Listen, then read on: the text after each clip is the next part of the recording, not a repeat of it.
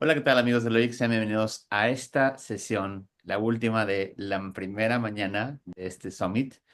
Y bueno, pues tengo a dos, yo considero dos grandes de la IA legal en México, la IA también en general. Por un lado, Ana Paula Romualdo y por otro lado, Eric Huesca. Ambos, yo los admiro y los aprecio muchísimo. Gracias por hacernos el favor de estar aquí con nosotros y vamos a hablar del espejismo algorítmico. Este título que creo que eligieron de una forma muy interesante. Ahorita nos platicarán por qué el espejismo algorítmico. Y bueno, la verdad es que a ambos los admiro, los aprecio mucho, los he escuchado hablar en los grandes foros, son parte de los tomadores de decisión y la gente que consultan cuando hay que consultar, los grandes expertos. Así que bienvenida Ana Paula, bienvenido Eric. Muchas gracias, Gracias, Richie. Un gusto estar aquí. gusto, ¿eh? Pues, Oigan, como pues disparemos. cuéntenme, yo sé que esta es relajadita, a gusto, siéntense, yo si algo puedo compartirles es que hablar con Eric y con Ana Paula es como estar en una charla cafetera, a gusto. Son dos personas que entienden muy bien la tecnología, son dos personas que viven, han estado en constante convivencia y han visto una evolución de la misma, ¿no? De pronto yo, por ejemplo, con Ana Paula, pues Ana Paula estudió su maestría en Edimburgo de IA antes de que la IA fuera mainstream, ¿no? Es, Exacto. y Eric Huesca, pues ni se diga, este autor Mm. famosísimo, muchísimo antes de que la IA fuera mainstream. Entonces, me queda claro que ustedes lo han visto evolucionar este arbolito tecnológico y me encantaría que nos platicaran un poco, antes de entrar en materia, ¿por qué espejismo algorítmico? Ah, ¿tú o yo? Vas, An- te Ana, complemento. voy. A Vas, ver, vas. vamos a entrar como ustedes los abogados dicen. ¿Qué interpretación le damos? ¿La gramatical, la semántica o la psicológica? Díganme cuál de las tres, ¿no? Este, entonces, vamos a empezar por la gramatical. ¿Qué es espejismo? Pues algo que parece que existe, pero no existe, ¿no? O que ahí está, lo perseguimos, pero nunca lo alcanzamos. De hecho, ah, Galeano, este autor, hablaba de que a veces la libertad es como la niebla, que está uno persiguiéndola, pero la niebla parece que está allá adelante de nosotros y cuando nos damos cuenta ya estamos allá adentro. Entonces, espero que así nos pase con la libertad de decisión, que es donde la estamos perdiendo, empezando a poner algunos puntitos. Espejismo, porque nos vamos con la idea de que algo va a pasar novedoso, único, somos el último puntito del desarrollo de esta naturaleza, de esta nave espacial llamada Tierra, y que pues nadie más nos va a alcanzar. Entonces, y sobre todo, lo más grave, que no somos nosotros ya, sino que le estamos cediendo esto a un artefacto que nosotros creamos. Entonces, mi primera posición de esta charla, como bien dices, Richie, muy informal, muy de café, es dejar algo que siempre me gusta decir en las charlas. Las tecnologías, cualquiera que ésta sea, se crea para usarse, no para admirarse, no para endiosarse, no para temerle, ¿no? Si eso fuera, pues no tendríamos una tacita, no se ve ahorita por el fondo, pero aquí enfrente de mi cara tengo una taza, ¿no? Estaría bebiendo agua con la mano. Entonces, eso es tecnología, eso es Oye, tecnología. Eric, antes de pasar con Ana Pau, porque yo sé que te va a complementar muy bien, pero ¿hasta qué punto es un espejismo si nos ha tocado vivir? Somos, creo que, muy afortunados en tener la oportunidad de haber pasado del teléfono que le dabas o el ruedita en casa de tu abuelita a, a tener, o sea, tener un dilema ético de principios, o sea, en el que tenemos una tecnología que resulta que es más inteligente que nosotros. O sea, no sé si, Eh, si lo es que ves. ese es el punto, Richie. Ese es el espejismo. La tecnología es más inteligente que nosotros. No. tache, así, tache. Bueno, lo quiero Vamos, poner no, justamente, perdón, pero déjame decirte por le qué. puse de volea.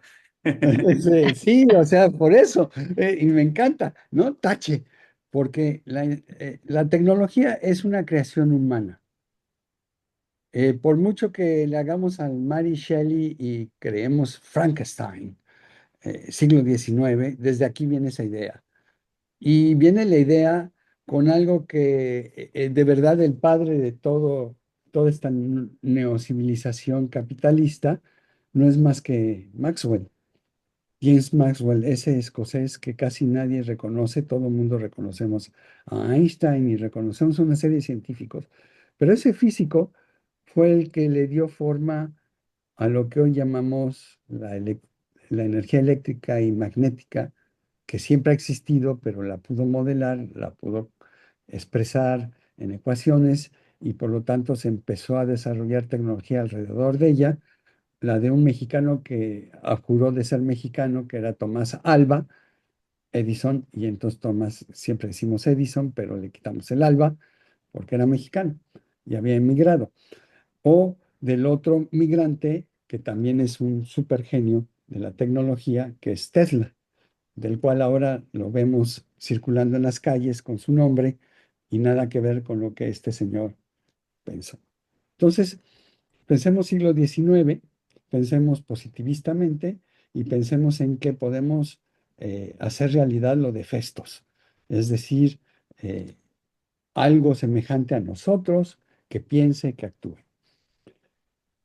Esto nos lleva a Hollerith y todos estos creadores de las primeras máquinas calculadoras, computadoras. No olvidemos de dónde viene el nombre.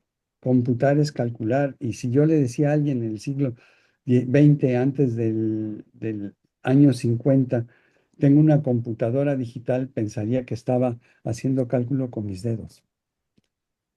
Entonces, nos hemos dejado arrastrar por una vorágine de malas interpretaciones semánticas de palabras que nos han llevado al traste hasta creer lo que tú dijiste ahorita, que me encantó porque me da pie a esto, que somos más inteligentes, las máquinas, bla, bla, bla. Entonces, vamos poniendo serios, como dicen por ahí, y pensemos en Turing. Turing es el primero, el padre de la computación moderna. En 1950, por ahí escribe un artículo famosón y lo que se pregunta es, ¿y si las máquinas pueden pensar? ¿Cómo van a pensar? ¿Y cómo sé que puedo distinguir entre una máquina y un ser humano cuando las máquinas piensen mucho? Entonces se creó la famosa prueba de Turing, que es una prueba semántica. Fíjense, hablando ustedes como abogados, pasa de la gramática a la semántica. Dada una palabra, ¿cómo la interpreto semánticamente? Cuando la máquina, para tener semántica, la máquina tiene que tener conciencia y no la tiene. Entonces, los LLMs hoy que nos abruman mucho, pues nada más son copiadores de frases estructuradas, pero no tienen conciencia de las semánticas y sigue siendo esta prueba de Turing. Por ahí salen, ya una máquina rompió la prueba de Turing. Mm, habrá que ver si era una prueba muy seria o no, pero al final del día, a partir de ese 50 y con McCarthy, que tuvo el mal tino de ponerle inteligencia artificial, en los 55, 54, 50 Dartmouth. Eh, el problema es que empezamos a ponerle a la máquina el concepto de cerebro electrónico. A principios de los 60 en México, en el IMAS, la gente decía que iba al IMAS al ver al cerebro electrónico. Entonces, siempre ha habido una correlación, aunque no sea inteligencia artificial, de pensar que la máquina piensa por nosotros. Y tenemos esa fantasía desde Festos en el lado de la cultura europea de crear estos autómatas, Pascal, muchos. Hemos pasado por miles de historias de robots y ojo, ahí entonces viene el otro problema. Inteligencia artificial igual a visión antropomórfica y es un robot como Sofía que camina y que hace años nos preguntábamos, Ana Paula y yo, si lo que tenía Sofía cuando vino a México tenía una cédula de importación o un pasaporte, que la había nombrado ciudadana, y por otro lado, pues es una máquina, entonces necesita una cédula de importación del SAT para importación temporal para poder entrar a esa máquina. Nunca nos dijeron cómo entró, si entró con Ujú. pasaporte o entró con su pedimento de importación temporal, porque al final de cuentas es una máquina. A ver, Eric y Ana Pau, yo les pregunto, ok, te compro tu idea, pero ¿qué hago con el señor Hinton, que de pronto nos dicen, este, hay que darle conceptos maternos a la IA porque esto está descontrolado y nos va a matar a todos si no le damos una estructura ética o de cuidadora, pues puede llegar a ser contraproducente o podemos estar en un escenario casi apocalíptico. Y lo dice, lo dice gente pues que se ganó un premio Nobel, que están ahí, o sea, que no son improvisados, o sea. No, no, no, o sea, te entiendo, pero luego, ¿qué hago con eso que me dice el Godfather de la IA? O sea, ¿qué hacer Ah, sí. ante ese tipo de... Ana, ¿quieres decir algo? Le sigo yo. Claro que sí. Vas a dejar. Mira, yo me agarro desde el punto que dice Eric de Tesla. Sí, Tesla, que era otra cosa. Ahora imagínense Tesla en el templo del dios de la electricidad y la tecnología en Japón. Llevemos eso a cómo nos menciona Jaron Lanier, un filósofo de la computación fantástico, hace años, hace más de 15 años, en un artículo que dice cómo la inteligencia artificial nubla nuestra visión del mundo, nos menciona justo esta parte de confundir el producto humano con magia y quitarle la parte de Eso. humanidad y verlo también como superinteligencia o como algo que va mucho más allá, es algo que mencionan Arvind Narayanan y Sayash Kapoor, que dicen que es algo, esa visión, aparte de que no es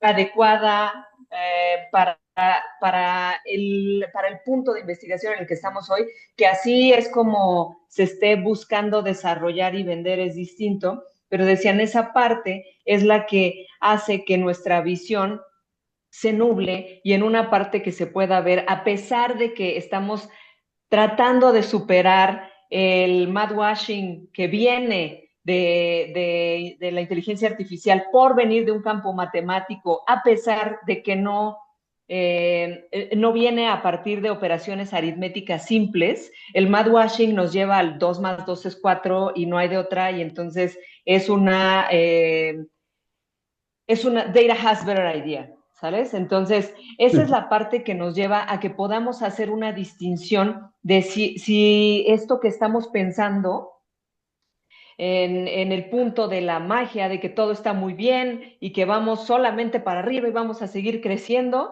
¿qué punto tenemos que ponernos a pensar? Mencionaste muy bien al Godfather, al padrino de la inteligencia artificial, pero también Andrew Ng también ha mencionado algo,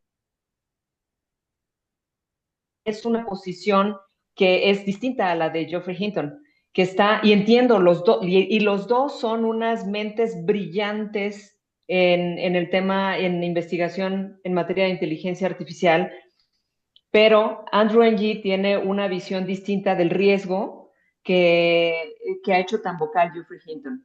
Incluso llegó a mencionar que la parte en la que menciona los riesgos Geoffrey Hinton le quitan un poco de aire al debate porque están refiriéndose a un riesgo inaceptable, y cuando tienes un riesgo inaceptable ya es muy difícil cuantificarlo. O sea, y esto ya te está hablando ya de proyecciones actuariales de riesgo, ¿no? Entonces, cuando tu riesgo es la desaparición de la humanidad, cuando tu riesgo es el control de la humanidad, todo el debate se va para allá.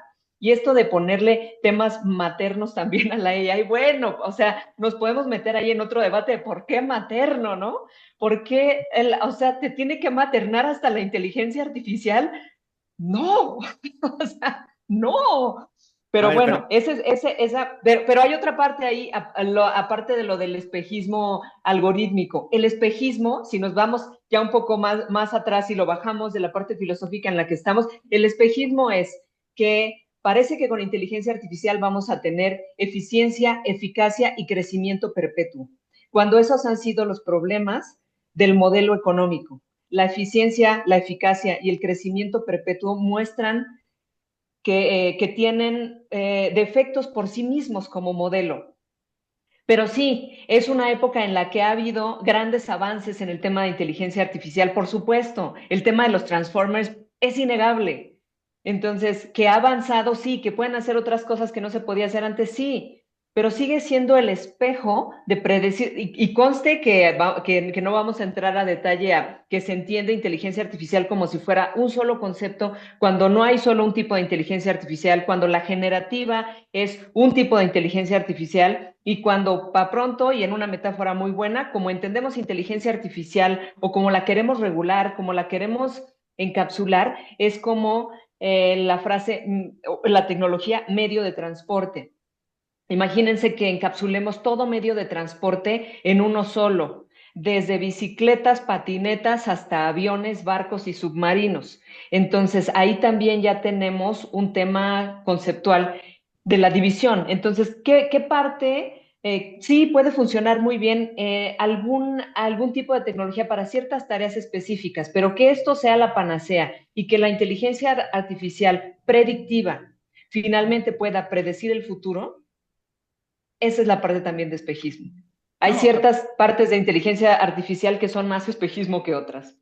yo aquí voy a saltarme brevemente sus semblanzas. Igual ahorita platicamos al final de quiénes son ustedes. Más o menos ya les di una intro, pero ya nos metimos al tema de forma directa y entiendo las dos posturas. Y incluso el tema de semántica, estoy de acuerdo contigo. Eh, y también difiero porque creo que el lenguaje es una evolución constante. O sea, el lenguaje, la semántica es eso, es simplemente evolución constante de significados y significantes. Pero, ¿qué hago o sea, qué respuesta le puedo dar de espejismo al conductor de Uber que su segunda competencia más importante ya no es ni siquiera otro Uber, sino un Waymo, y que esto solamente está comenzando, Por ¿no? eso, vámonos por partes otra vez. Es que mira, lo malo de estos webinars es que no nos da tiempo de todo y poner como bien los statements muy básicos, Claro. porque ah, estamos en la espuma de la cerveza, no en la cerveza. Entonces, ese es el problema. El problema es, primero, entender una cosa. Por muy premios Nobel que sean, porque eso es marketing, y no digo que yo pienso mejor que ellos o no, sino más bien lo que invito a todos los que nos escuchen, es que pongamos los pies en la tierra. Y los pies en la tierra significa que si yo bajo el switch, adiós inteligencia artificial, adiós dominio, adiós todo. Vean los grandes apagones de las grandes ciudades. ¿Qué pasa? ¿Qué pasa con esa sociedad? Esa es la que tenemos que preocuparnos. No si nos va a dominar un ente extraño, porque siempre traemos la idea de un ser supremo. Y ahora le estamos dando a la inteligencia artificial, lo estoy volviendo mi amigo imaginario. Ese es el grave problema. Ese es el problema. El problema no es la máquina, no es un programa. Recuerden que son programas. Ahora sí, y además digitales, en unos y ceros, en una aritmética muy paupérrima, ni siquiera compleja. Entonces, vamos entendiendo bien que nuestra tecnología todavía está muy en pañales para poder procesar cosas complejas. La naturaleza es continua, no es discreta. Y a lo mejor este concepto no lo ven desde la parte legal, pero lo voy a tratar de explicar muy sencillo. La luz es una onda que se mueve con particulitas, pero es una onda, eso es continuo. Mi voz es continua. ¿Qué hacemos cuando escuchamos todo digital? Partimos pedacitos porque la tecnología es unos y ceros. Y no me da de otra que partirlo en pedacitos que se aproximen a simular. Y el problema es ese, la simulación. Ese es el problema. La Y hay simulación un, de la naturaleza. Nada más tantito. Y el grave problema con esto a lo que yo quería llegar es la simulación de que tomamos decisiones. Ese es el problema de cualquier sistema al que endiosemos. Creer que el Y, sistema va a tomar decisiones por nosotros o que sabemos tomar decisiones por él. Vas. y hay un punto bien importante que dijiste también, Richie. Decías, la competencia no es otro Uber, no es Waymo, es otra cosa. Justo mencionaba Malcolm Harris en su libro Palo Alto, hijo pródigo de Silicon Valley, Malcolm Harris. Dice, y si escuchan alguna entrevista de este man, o sea, es muy joven, pero justo todo ese nacer, crecer y formarse alrededor de esa cultura, dice, el problema no es el que se crea que va a ser las inteligencias artificiales, el problema son los poderes fácticos que toman decisiones detrás de las inteligencias artificiales. En otras palabras, no es que funciona solo. Y esto creo que está muy bien trasladado si lo escuchan en cualquier programa donde mencionen, en cualquier programa político puede ser, donde metan el tema de inteligencia artificial. Yo llegué a escuchar, las inteligencias artificiales están como si por ellas mismas, ¿sabes? Un poco que no es generación espontánea, ni son generación espontánea de perfección, ni son generación espontánea de decisión. Claro, por eso mencioné que una cosa es el avance técnico que se ha tenido, pero la implementación y cómo se está viendo desde los ojos del mundo la carrera por la inteligencia artificial, que tiene un tinte geopolítico muy importante, es también ahí donde surge un gran espejismo. Pero bueno, el punto es ese, o sea, no es que sean las inteligencias artificiales no, o sea, no es el sistema en sí, son poderes decisorios, son externalidades a las inteligencias artificiales. Vuelvo a Y la, ya aquí nos estamos clavando en esos temas y vuelvo sí a la creo idea que de la simulación, Oigan, pero yo porque les voy a decir, en el chat están muy contentos, así que yo les diría, cumpliendo con el objetivo, porque yo veo este interés genuino, así que vamos por buen camino. Perdón, yo Eric. perfecto. veo es esta idea de simulación. Eh, eh, Baudrillard, aunque no alcanzó a ver el despliegue completo de esta sociedad contemporánea del 2025, él hablaba que uno de los problemas a futuro, lo predijo, era que el objeto se iba a convertir en sujeto y el sujeto en objeto. Y creo que estamos en ese punto. Ese es el riesgo. Ese es el verdadero riesgo. El riesgo en donde, por ejemplo, en mi nuevo libro de videojuegos y algo comercial, que ya salió, discuto un poco esta parte, la parte de cuando el que está videojugando piensa que está tomando decisiones, pero no las está tomando, porque ya están, ya están acotadas, son mundos acotados. ¿Qué le sirve a un abogado consultar un LLM grandote, así, el que sea? No voy a poner marcas para que no digan que patrocinamos alguna, pero No, di de lo que estos quieras. grandotes bien bonitos, ¿no? Muy, es que está bien padre porque este te hace esto y el otro también. ¿De qué le sirve? Porque ese mismo LLM, pues sabe de ovnis y sabe de teorías de la conspiración y también de recetas de cocina chafas. Es decir, recuérdense que el alimento de un sistema de modelo de lenguaje, que es uno de los tipos de inteligencia artificial, uno de los tipos, se alimenta de ese tipo de datos. Entonces, cuando tenemos grandes repositorios con grandes cosas y va aprendiendo, pues es lo mismo que nos pasa a nosotros en la vida. A lo mejor, mi querido Richie, no eras prejuicioso contra la leche de vaca hasta que un día te detectaron que eras intolerante a la lactosa o entraste a la moda de la leche sin lactosa y luego ahora ya no puedes comer lactosa, ¿no? Es decir, empezaste a crear prejuicios y los prejuicios vienen de los prejuicios sociales que alimentan los sistemas. Ese es el riesgo, porque justo como hablaba Ana Paula, los poderes que no son fácticos, sino los poderes de control, el verdadero capitalismo de vigilancia, como diría Shoshana, es el que está vigilando todo el tiempo. ¿Para qué? Para controlarnos y hacernos creer, como en el mundo feliz.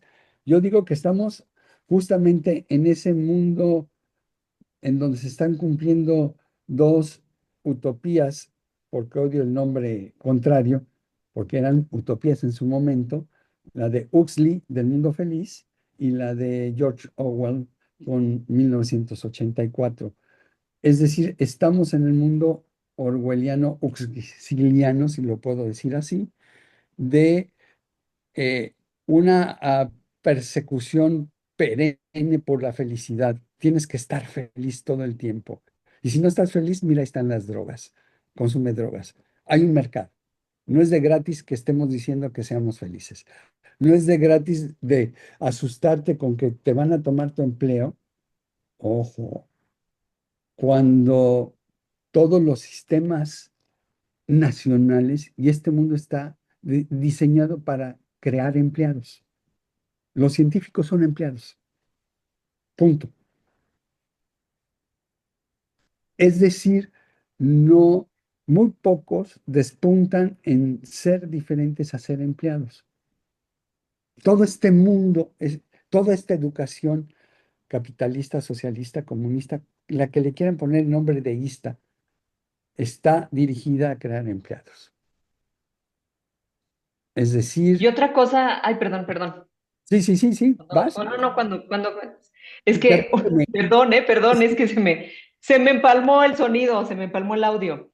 Lo último aquí que quería mencionar, justo también por el tema, alguien más que ha señalado el tema del espejismo, tú dirías, Richie, que es un comentarista de fútbol porque no es hands-on de inteligencia artificial, pero ¿a qué comentarista es Darren Acemoglu? Que este se hizo famosísimo, digo, es un economista muy famoso, pero se hizo más famoso todavía cuando lanzó Why Nations Fail, que lo que hizo fue poner en el discurso principal la realidad del extractivismo de las naciones. Entonces, él también ha hecho un análisis ya bajado a temas económicos, históricos y con conocimiento histórico también de tecnología y económico de tecnología, donde dice, la promesa probablemente se quede en un 5% respecto de la transformación que ahora se promete. Entonces, esa es la parte del tema del espejismo. En mi posición personal, creo que también una parte importante del espejismo es que estamos viendo, te diría, 200 millas náuticas, solo para poner un número al azar. Estamos viendo 200 millas náuticas adelante Mar de, territorial. el, del, así, de más adelante de qué está pasando ahorita. Estamos hablando del espejismo, estamos hablando de qué puede pasar, qué le tenemos que dar, qué características tenemos que imbuir en la inteligencia artificial para que no llegue a a un escenario distópico, tampoco puede llegar a un utópico. Pero entonces estamos viendo, estamos futureando, pero ¿qué está pasando ahorita? En el debate lo estamos no necesariamente centrando, pero sí lo estamos cargando más a esos temas, justo por, tanto por temas como el de Geoffrey Hinton, como lo mismo que puede decir Eric Schmidt al respecto, entonces que son voces muy, pues, con grandes credenciales, pero también están las otras voces. Y entonces, ¿qué es el punto para bajarlo? Que no estamos hablando tanto de qué es en realidad el riesgo que puede ocurrir ahorita, ¿no? Eh, Creo que el punto también de que se trate de que la inteligencia artificial sea utilizada por instituciones gubernamentales en el punto que sea y el tipo de tecnología de inteligencia artificial que sea, eso no se está socializando lo suficiente. Sí hay lugares. Yo aquí estoy. Perdió, se nos Se nos fue. perdió, Ana. Ana Paula, pero ahorita vuelve. Bueno, para mientras también retomar lo mismo, pero no alterar lo que ella iba a decir, ah, y volviendo a recordar esta idea de que al final tenemos el switch.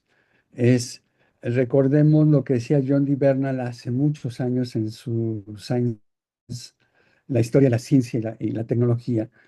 Y él decía algo bien interesante.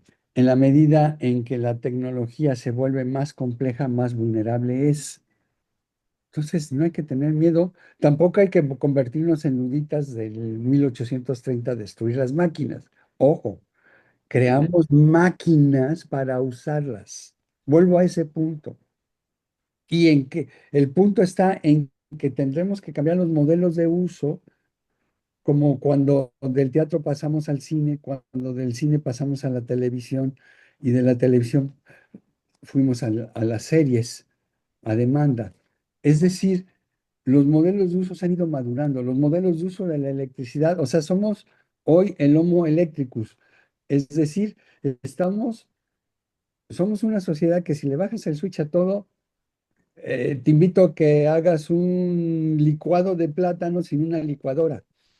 Pero también te quiero preguntar, yo no sé, o sea, entiendo tu punto y estoy de acuerdo contigo, pero no alcanzo a ver el escenario donde nos bajen el switch. O sea, después de 140 años que tenemos electricidad, veo muy difícil que funcione el mundo sin electricidad, ¿no? O sea, y No, si no, no, diría lo mismo, si nos bajas el switch de electricidad, entonces, o sea, pero ya, ahora sí que vamos a ligarlo a algo importante, porque luego tampoco hablamos de esto, que es la huella de carbón de esto. ¿Qué es lo que qué le cuesta a la humanidad que un plebe o un em, pasante de leyes consulte en ChatGPT un artículo legal? ¿Cuánto cuesta eso al ambiente? Eso no está en discusión y cuesta mucho. Veamos las recientes revueltas en algunos poblados de España porque se están quedando sin agua por los data centers, porque l- a donde ya no termina esa idea es que tenemos la idea de inteligencia artificial como una maquinita autónoma bípeda, y no es cierto. Son grandes centros de datos como eran las primeras computadoras, con gran demanda de energía, con gran demanda de agua, que si esa energía y esa agua fuera la población, habría otra cosa. Es decir, estamos en un punto también donde sí puede ser problemática la inteligencia artificial, es en el impacto y contribución que tiene el consumo de energía para el cambio climático. Y es grave, no es, eh, ay, ahí pasa. Por ejemplo, en el caso de videojuegos, el consumo de videojuegos al año de los 3.200 millones de seres humanos equivale a que le des energía por 15 días a la Ciudad de México completamente. Entonces, hay que ir valorando que esto también tiene un límite en el medio ambiente. Y mientras las tecnologías y otro espejismo, el cómputo cuántico, ay, suena bien bonito, no funcione, vamos a seguir gastando energía y mucha.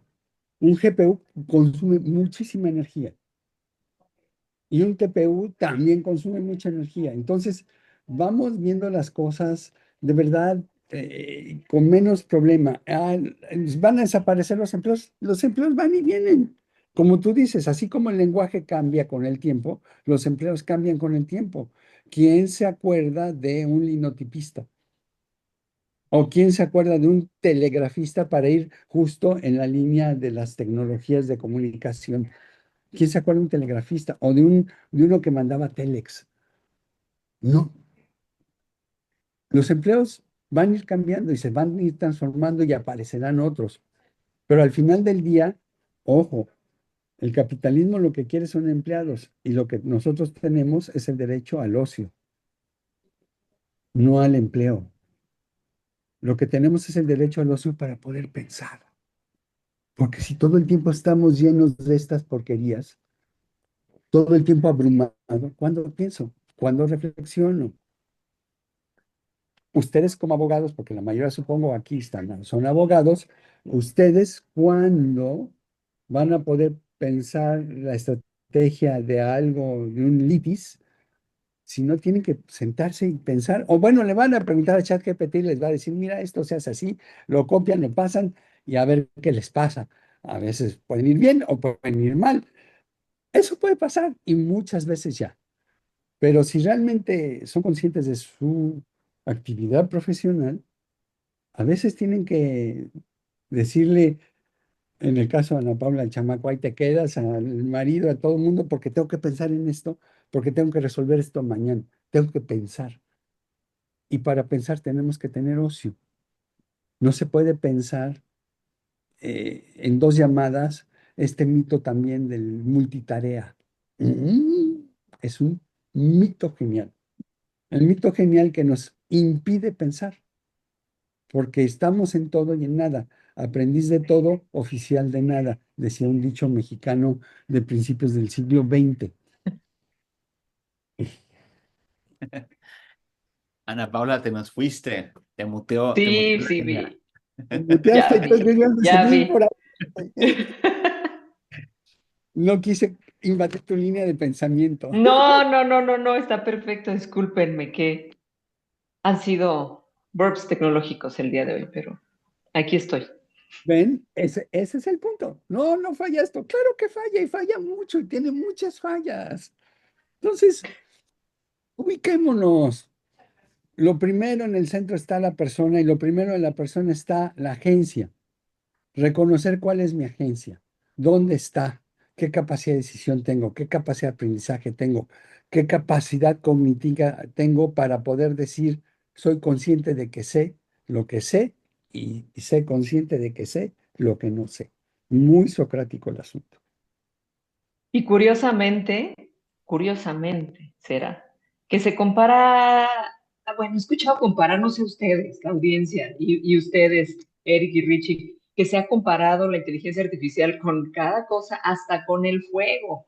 Eso ya estuvo recio, Oh, no. compararla con el fuego, pero el punto aquí es que sí, es una tecnología que es una, para no llegar al punto, a la palabra común, al adjetivo común, una tecnología disruptiva por muchos temas, sí. Pero el punto es que tanto ahorita, esto era lo que les quería decir, tanto ahorita como en el pleno de la revolución industrial, que es otro momento histórico con el que se compara la inteligencia artificial, es cuando ha habido también bastante producción de lo que decía Eric, de la teoría del ocio. Así como el derecho a no hacer nada de la FARC, How to do nothing de Jenny Odell, es como el derecho al ocio, pero en la era digital. Y pues sí, porque resulta que ahora cuando no estamos haciendo nada en apariencia, estamos haciendo algo que es generar datos. Incluso Claro. cuando estábamos haciendo algo ocioso, ¿quién de aquí tuvo, bueno, no me pueden decir, pero piensen, ¿quién de aquí tuvo blog? Yo fui bloguera y había una comunidad de blogueros en Ciudad de México y sí, estaba padrísimo y ponía, y cada quien tenía su blog de lo que quisiera, ¿no? Y muchos eran muy personales. Esos blogs, por licencia, también pudieron alimentar sistemas de inteligencia artificial. Ujú. ¿Y ustedes creen que es importante la granularidad del dato? O sea, realmente para el entrenamiento de un sistema de inteligencia artificial de Google, ¿importa quién era en ese momento Ana Paula? O incluso fuera ya del blog, o en otros temas que se pudieron utilizar mis datos por la licencia que se tiene en el uso de sus servicios, ¿importa? O sea, se vuelve relevante que yo sea Ana Paula y que haya puesto en un blog ciertas vivencias que me pueden identificar. No importa.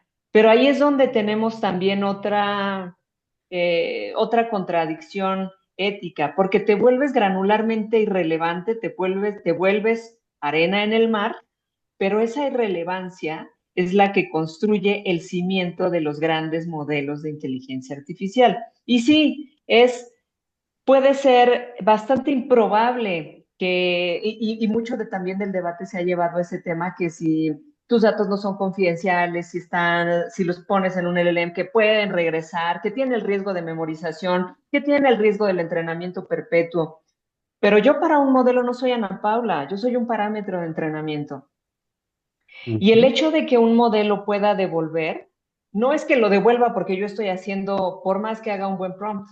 Bueno, yo si aprendo a hacer ingeniería en prompt con fines de obtener otra información, puede ser que sí, pues, pero no es que sea una cosa de todos los días. Y sí existen precedentes de investigación en los que se puede extraer datos de entrenamiento, pero no es una cosa sencilla. Y creo que otra vez, lo que les estaba diciendo, creo que fue cuando me corté, que el punto es llevar el debate el riesgo está en que tus datos puedan ser expuestos o que información confidencial pueda ser expuesta cuando no se significa que esto necesita ciertos ataques de prompt o hacer prompt reverso, como sea, para sacar cierta información que incluso viola los términos y condiciones, que bueno, ya eso también es otro tema, eso es otra plática, otro debate.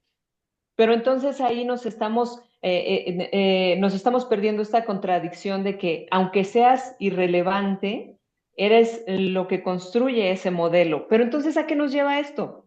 Yo me iría más, lo que estabas preguntando tú, Richie, ¿qué hacemos con lo que dice Hinton? ¿Qué hacemos con que la competencia del Uber sea esto? Yo me iría todavía un paso más básico atrás. ¿Qué hacemos con un marco regulatorio que no se adapta a lo que está pensando? Para el marco regulatorio, y nada más les dejo una cosa en específico para que se entretengan con algo Ujú. duro legal. Para el marco regulatorio no existe el dato diluido.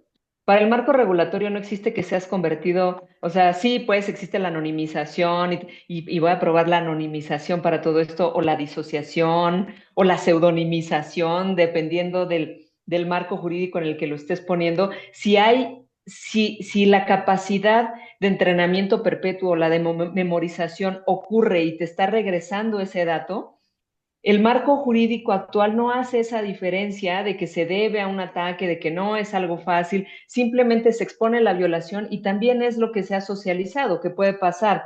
Entonces, no, lo que trato de decir aquí es que estamos en un punto en el que también vamos corriendo más allá en el tema regulatorio, estamos diciendo qué vamos a hacer, vamos a regular, y al menos en México, me atrevería a decir en la región, en Latinoamérica, no estamos preparados en temas regulatorios, en otros, ¿no? Pero bueno, en tema de datos personales, sí hace falta hacer un extreme makeover de la regulación, porque no cacha esos puntos finos de entrenamiento, no cacha qué puede pasar si te regresa, no cacha qué puede pasar con el entrenamiento perpetuo. Por ejemplo, si tú como implementador dices, bueno, yo estoy licenciando este modelo y tú cuando termines de prestarme servicio vas a borrar los datos. Y yo te digo que sí. Y se queda todo en papel. Porque eso, ¿qué les vas a borrar si haces fine tuning de un modelo con datos personales? Que se vuelven parámetros. Pero si tú pones que te tienen que devolver los datos, o sea, no estás entendiendo qué pasa en la implementación. Entonces también creo que esas partes duras se escapan a la Ujú. regulación. Ese es el punto, ¿no? Que tenemos también que irnos unos pasitos más atrás cuando decimos, ay, ya vamos hasta allá. Pues sí, pero ¿y el corazón de la regulación o los corazones de la regulación que deberíamos ver antes, los puntos que todavía no estamos cachando? Eso también creo que es importante tomarlos en cuenta. Eric, no sé si te gustaría complementar. Nos metimos ya al tema regulatorio. Este, ahora Sí, sí que justamente a diferencia un poquito, y ahí vienen los claroscuros, eh, cuando regulamos, el problema es que si no es bien específica la regulación y queda en el aire, queda todas las interpretaciones como están acostumbrados ustedes del mundo, y entonces entramos en un problema de regular antes de que suceda algo, una especie de, como diría Philip K. Dick en Minority Report, voy a regular antes de que suceda el hecho, antes de que suceda el delito, antes de que suceda algo. Y eso hay que tener cuidado también, porque hacia dónde vamos a regular, eh, no a los sistemas, porque ese es el otro punto que me gustaría tratar de esto. Siempre queremos hablar de la IA como en abstracto. No tenemos que regular al aparatejo. A quien tenemos que regular es a quien lo desarrolla y a quien lo hace, a los corporativos. No tenemos que hablar de ética de la inteligencia artificial, porque esa no tiene ética, es un aparato. Quien tiene la ética es el ser humano que diseñó eso.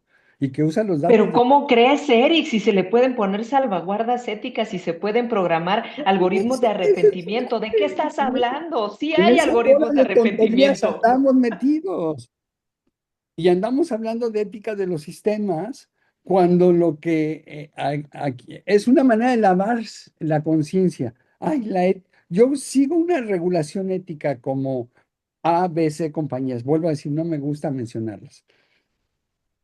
Pero ahí están y lo sabemos todos los que estamos aquí en este momento.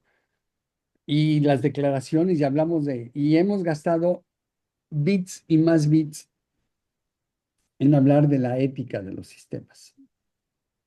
Y se nos olvida que eso es nada más lavar conciencia, porque a quienes tenemos que regular es al corporativo y a lo mejor ni siquiera inventar algo nuevo en la regulación legal, porque a lo mejor ya existe. Me Oigan, acuerdo que un amigo por ahí que estuvo en la MIPSI, si no me recuerdo, Carlos Ponce, un día decía, es delito digital que yo asesine a una gente a laptopsazos, ¿no?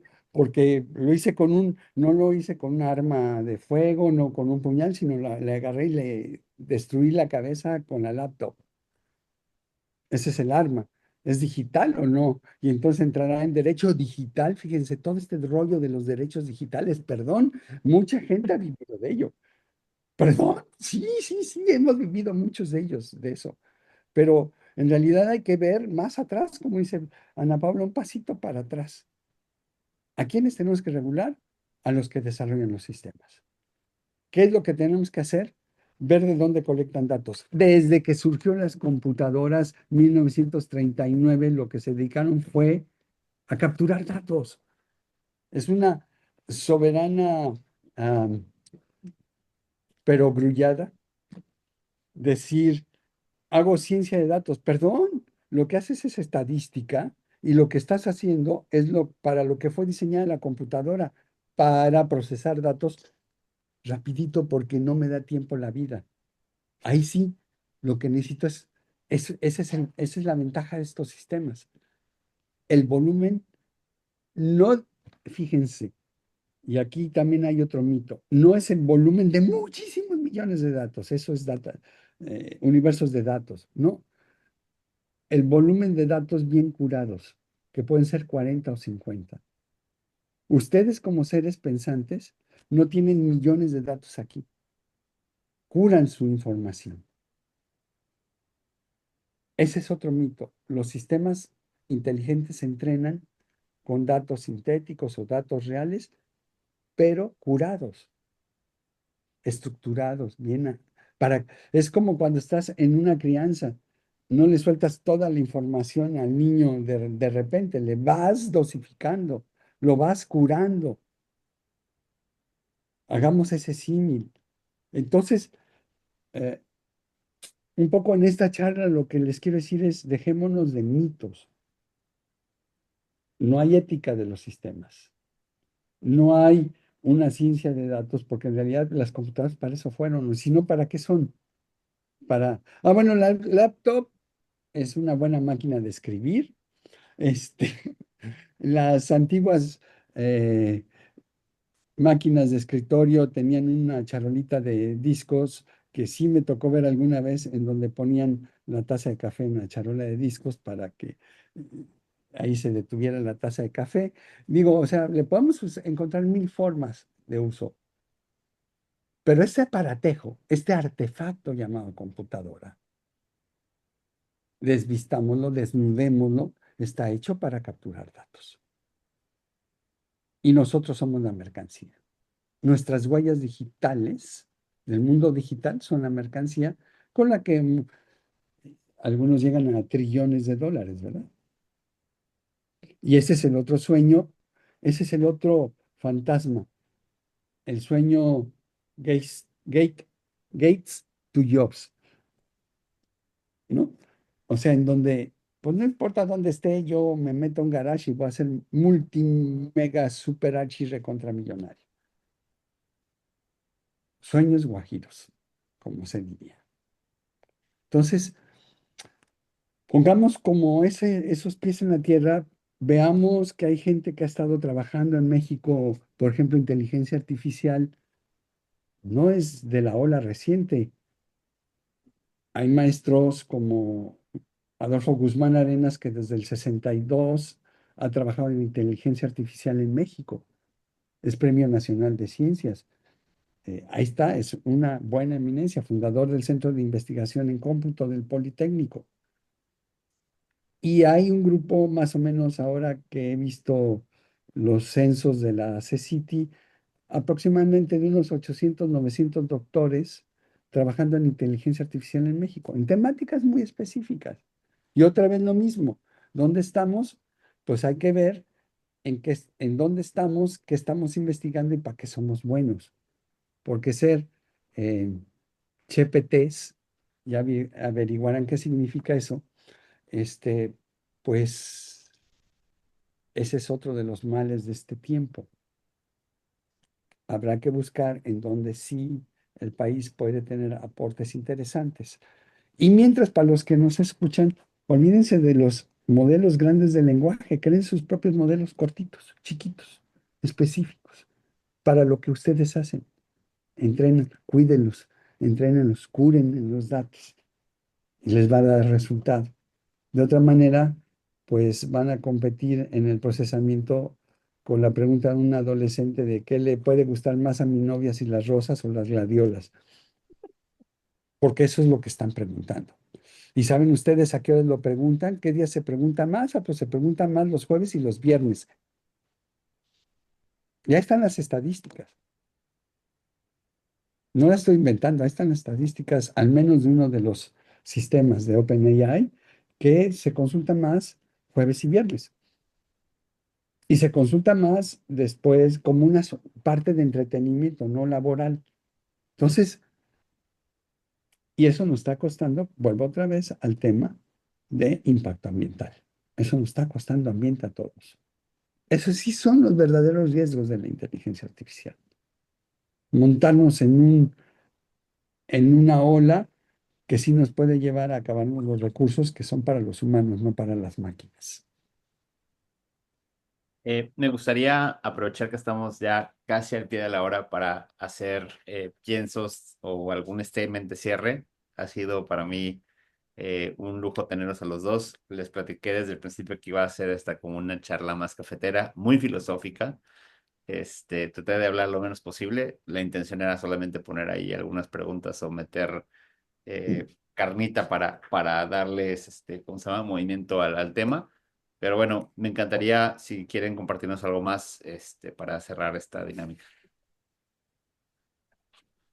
Yo les Podría puedo... cerrar con algo, no, vas. No, no, no, tú vas. Podría cerrar con algo que fuera para relajar este denso debate que hemos tenido, este denso intercambio filosófico. Justo, o sea, he visto unos sketches de comedia buenísimos acerca de inteligencia artificial.